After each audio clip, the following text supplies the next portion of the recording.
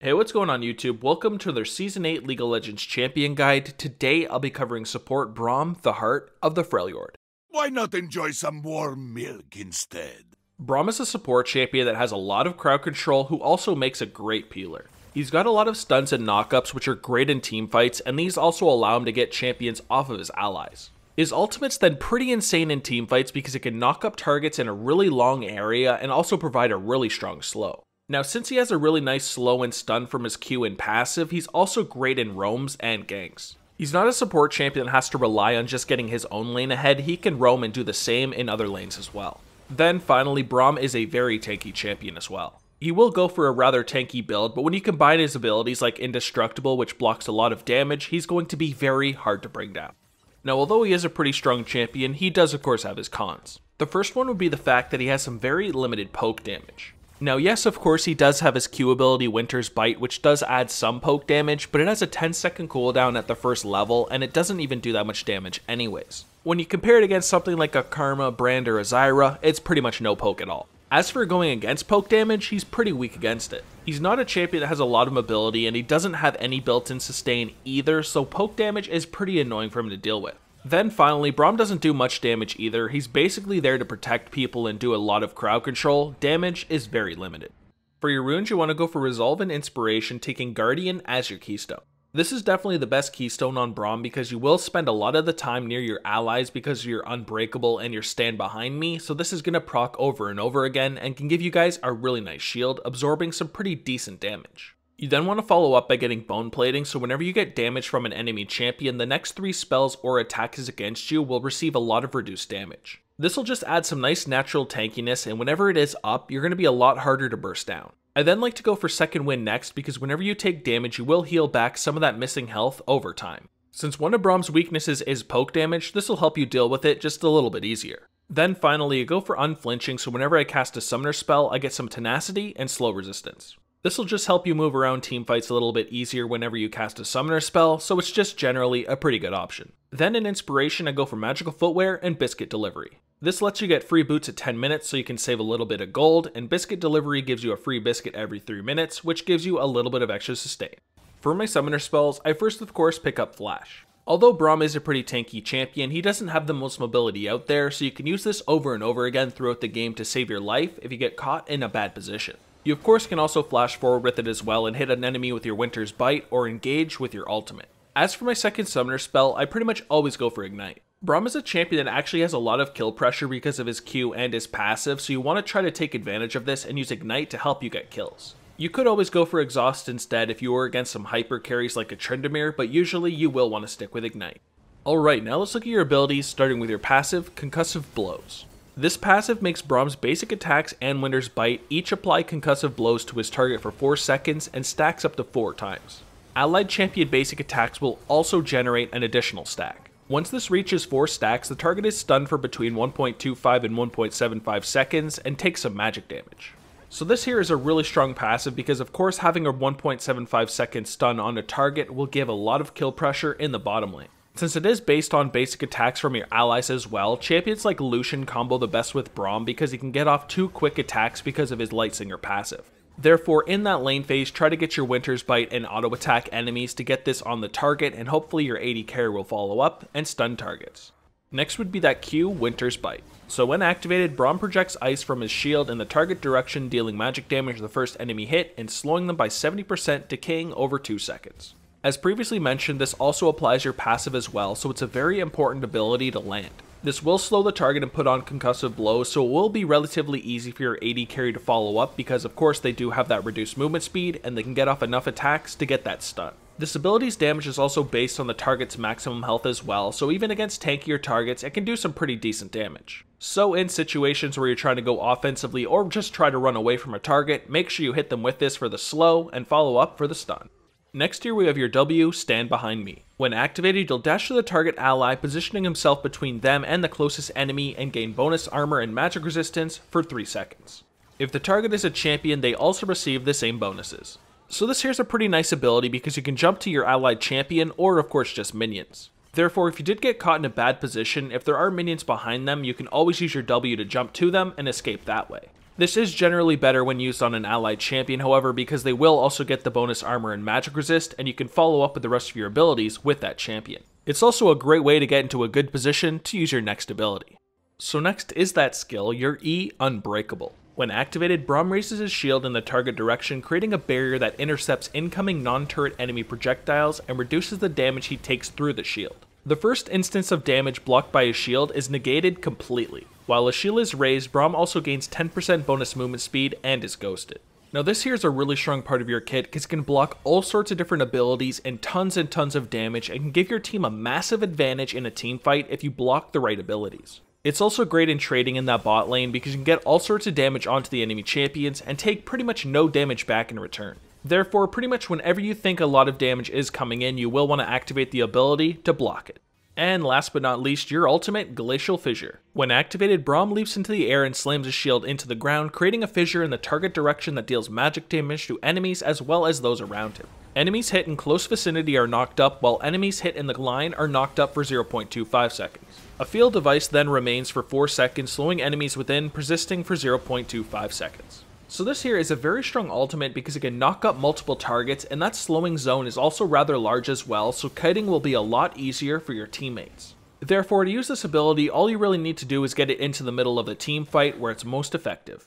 For your skill order, you first want to put a point into your ultimate whenever you can at 6, 11, and 16. Then focus on maxing your Q ability as quickly as possible because it does some really nice poke damage and it's a great way to get your passive onto the target and get off your concussive blows. You'll then want to max your E ability second because the damage reduction and duration both scale and the cooldown drops 2 seconds every time you put a point into the ability. That of course means you have to save your W ability for last, but make sure you take a point early on in it at level 3 so you can jump to allies or minions and get some bonus magic resist and armor.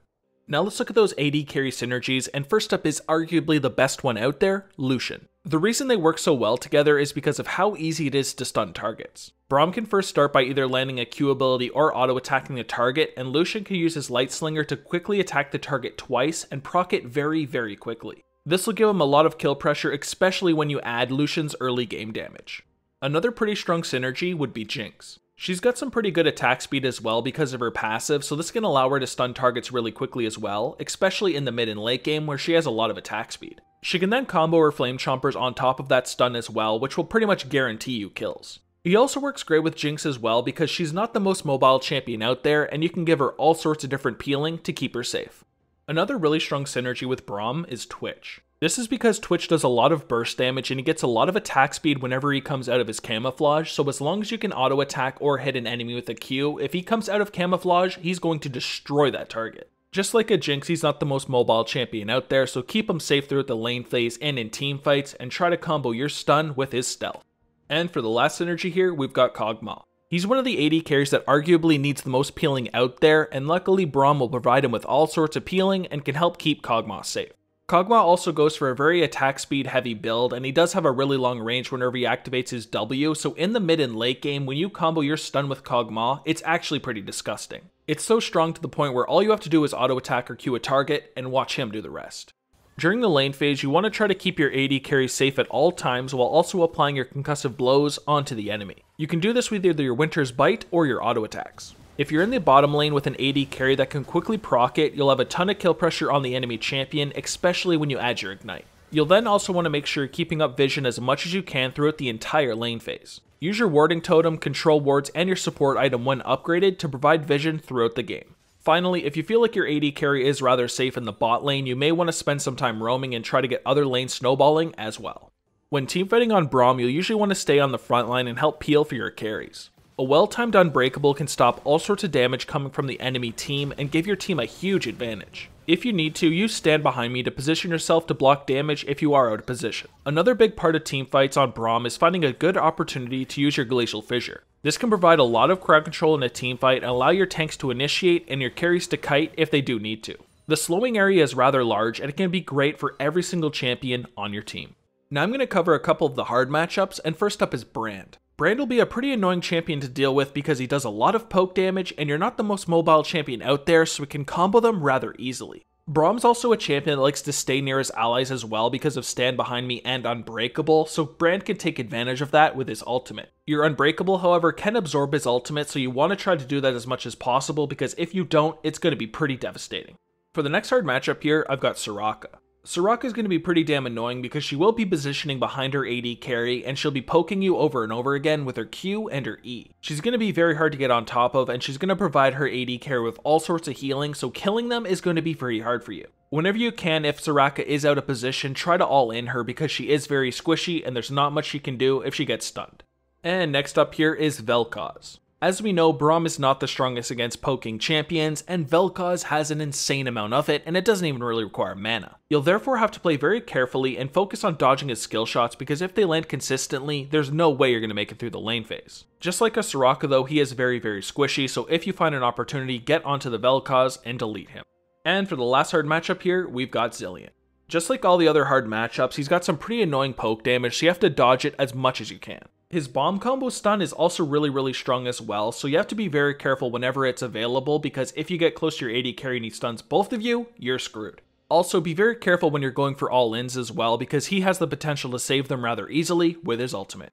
For your item build, you first want to start with a relic shield, health potions, and a warding totem. This will give both yourself and your AD carry a little bit of extra sustain throughout the lane phase, and you'll also get some really nice tankiness and be able to get some gold generation whenever you kill a minion. This will of course also upgrade into your warding item later on as well, which of course is needed on a support champion. For your core items, you want to go for Remnant of the Aspect, Knight's Vow, and Locket of the Iron Solari. The Remnant of the Aspect is your warding item, so you have to get it no matter what on Braum. It also gives you some really nice tankiness, 10% cooldown reduction, and gold generation. This will also give you some nice healing whenever you execute a minion as well. It's all around a really solid item. Knight's Vow is then a great item because you get some early tankiness and cooldown reduction, and you can also attach yourself to your partner. This will also give you some extra stats and give you some movement speed whenever moving towards that target. You'll also be healed for 12% of the damage they deal, and 12% of the damage they are dealt will be dealt towards you instead. All around, it adds some great survivability and is a fantastic all-around item. You'll then want to go for the Locket for yet again more tankiness, and you'll also be able to activate it for a really strong AoE shield, which is fantastic in teamfights.